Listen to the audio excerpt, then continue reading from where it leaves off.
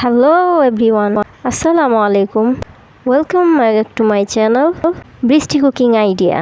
তো আজকে আমি দেখাবো কষিয়ে ঝাল করে কিভাবে গরুর মাংস আদা রসুন ছাড়া রান্না করা যায়।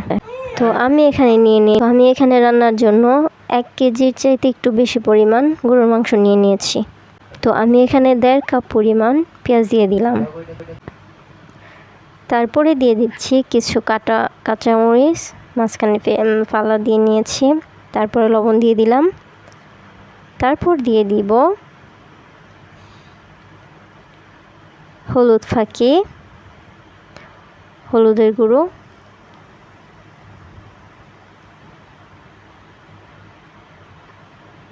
তারপরে মরিচের গুঁড়ো,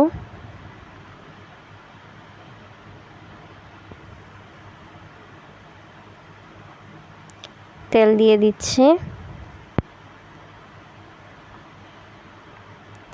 জিরে গুঁড়ো, ধনিয়া গুঁড়ো, একসাথে সবগুলোকে ভালোভাবে আমি মেখে নেব। তো এখানে আমি 2-3 পিস টমেটো দিয়ে দিয়েছি।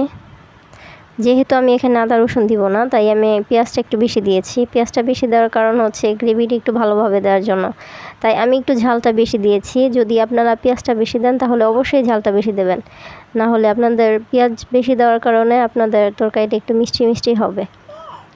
তো আপনার ঝালটা যদি বেশি দেন তাহলে ঝালের এভারেজটা একটু কমিয়ে আনবে।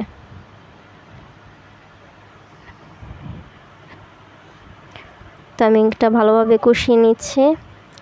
আমি এটা অনেক সময় লাগে কষাবো, কারণ এটা ভালোভাবে কষালে এটা সুন্দর একটা ফ্লেভার আসে, তারপর সুন্দর একটা কালার আসে। তো আমি এখন এখানে পানি দিয়ে দিচ্ছি পরিমাণ মতো।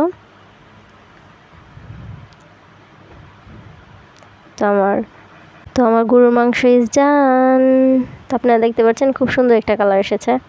তো ভালো থাকবেন। আসসালামু আলাইকুম সবাইকে।